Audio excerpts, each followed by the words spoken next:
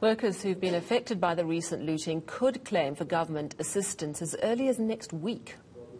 As the Minister said in the statement, we are conscious of the urgency of the matter. We had a session at NEDLEC around about 1 o'clock and we talked to each other.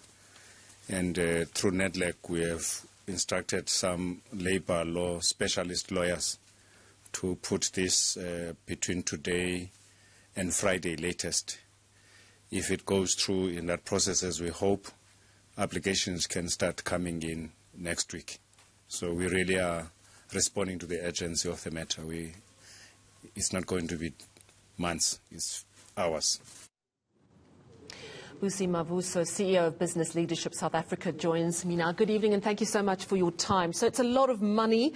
It's money that we've got because our tax revenues have done better than expected, but it's a limited amount. Do you think it's going to be enough to do what needs to be done to get us back on our feet? Sally, good evening, and thank you very much for inviting me. It's not going to be enough, Sally, far from it. I think when you look at the devastation of the South African economy due to the anarchy that we've experienced, which actually layers on top of the COVID devastation, I think you and I know, that 39 billion is not enough to solve South Africa's problems. But I think we must really commend government by being responsive. I think we must really commend them by having the foresight of saying that if people don't have disposable income, then economic activity cannot continue. So it was probably maybe important that we reintroduce the 350 social grants. It's also important that we look at how do we actually support the SMMEs that are probably uninsured, because remember, they are also a critical part of the supply chain, of this country. So if they are not supported, if they are not given the necessary assistance to ensure that their operations can reopen, it would mean that those that are actually going to be joining the unemployment queues, to queue for this relief that the Department of Labour Minister is talking about, they're actually going to be in that situation forever. So in the meantime, while those businesses are trying to reopen their doors, let's see how we can actually support them. I mean, our unemployment crisis is already too big, as it were. We're sitting with 43% unemployment in terms of the expanded definition. So we have more people that are unemployed than those that are employed in all the provinces except Gauteng and the Western Cape. So the ANC government really did not have a choice but to say, how do we actually ensure that there is economic revitalization? How do we actually give as much support as possible so that the economic activity that we have as a country, so that there's more people that are actually sitting with disposable income who can actually ensure that our economy doesn't come to a standstill, due to the anarchy. But I think looking at this, Sally, we now realize just the damage that the anarchy last week really created. As if we were not facing enough problems as an economy, as if our situation was not bad, we just had to go and shoot an own goal, as it were, or score an own goal, And I think we're probably maybe going to have a more important conversation around, how do you bring civil society to actually understand, the impact of their own actions? Because this has got an opportunity, or this can actually risk the entire township economy that we've been trying to build as a country for the past 27 years. It risks the rural economy that we've been trying to build as a country for the past 27 years. People are now confronted with a situation where they have to go back and take 2 or 3 taxis, to go to towns the way I used to do when I was a little girl growing up in Soweto, just to get the normal supplies. So there's going to have to be a little bit of thinking, before we embark on some of these things as a country. It's interesting. I was speaking to Exemplar Retail, and they, of course, are funders of a lot of malls and shopping centres for the past 39 years in areas where business used to not want to go, homelands, former homelands, townships, rural areas. And they're saying some of their malls are so badly damaged that they might not ever be able to reopen. Let's drill down into small business, because we know that 2.3 billion rand has been set aside to help small business. And you raise such a crucial issue around the uninsured, because the insured are going to get help some way or another.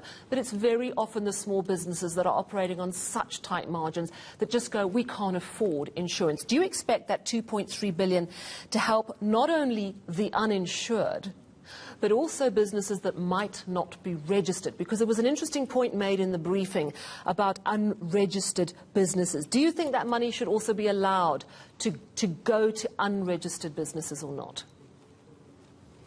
You know, because we know that we have a big informal economy in this country, you know, and there is a lot of people that probably, when we talk about those that are employed, there's a lot that are unaccounted for, you know, because they operate in an informal economy. So 2.3 billion is not going to be enough. And I think at this point, we're going to have to accept as a country that there are businesses that we are not going to be able to save, and there are businesses that we are not actually going to be able to get to. And I think the big issue for me in this, Sally, is that a lot of these businesses are likely going to be black-owned businesses. So what does that do, therefore, to the intensification of the inequality that we have in this country, which was apparently, you know, one of the reasons why we experienced the anarchy? What does that do, you know, to the poverty levels? You know, what does that do to the unemployment levels? So you can see, you know, that those big businesses are the ones who are actually not even rushing to claim from the insurance, right? A lot of them are actually already utilizing their own balance sheets, are funding the rebuilding, you know, of the damage that they've experienced. But it is the small businesses that actually have to wait for these handouts from government. And I think you and I have already seen how the credit loan guarantee scheme that the government tried to introduce last year due to the COVID devastation, how many of our small businesses could not access that? How many of our small businesses still had to go ahead and close shop because it was just made too difficult, you know, to access the credit loan guarantee scheme. So we can expect, therefore, that whatever scheme that government's put in place, this 2.3 billion, is also going to come with some stringent criteria, you know, in terms of how you access it, you know, and for those small businesses, for those that are unregistered, for those that are actually operating in the informal economy, you know, let's accept that they are not going to be able to access that funding, and therefore, you know, it means that they will have no choice but to actually close shop. So I think it is rather unfortunate. You know, I listened to an interview, Sally, last week of Mike Nkuna of Masingita Properties, who owns Jabulani Mall and Protea Mall. And he said, you know, back in the day, our black businesses would be protected.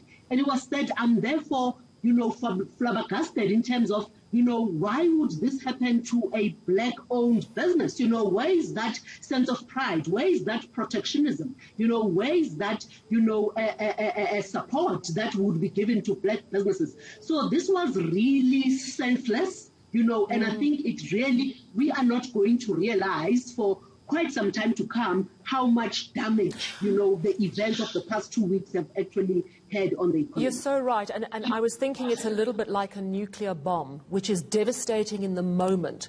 You know, that week in July, earlier in July, was horrific to witness.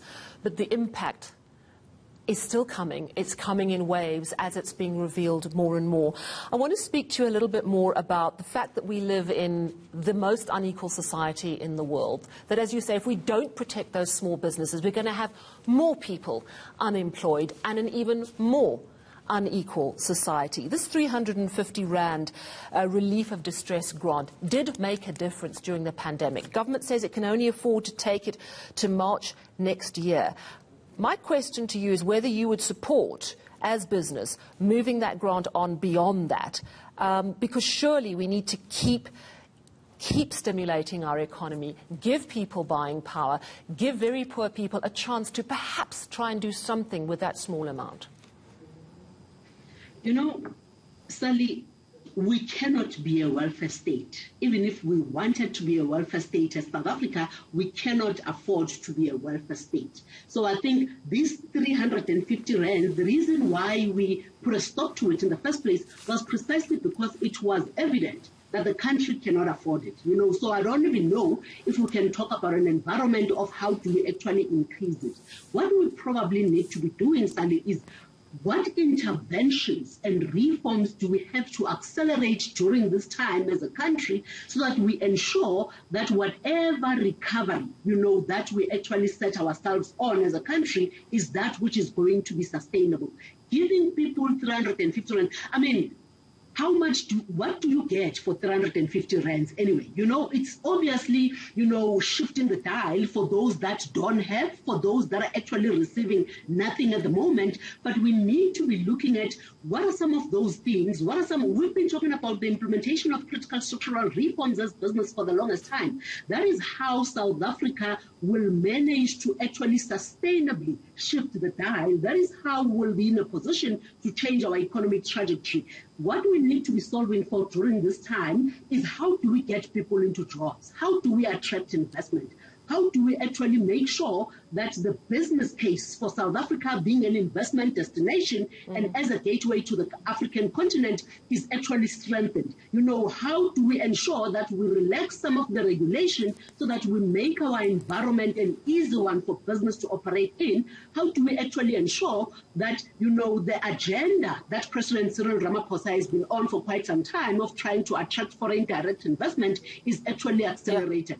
So these are parallel conversations that need to be held, because giving people 350 and extending it to a basic income grant or making Sally, it's not going to go very far, and it's something that we won't be able to do for too long. Yeah, I hear you, and I think you made such a crucial point about small businesses, that those are the ones that need protection, because so many of those small businesses have had those businesses destroyed through no fault of their own.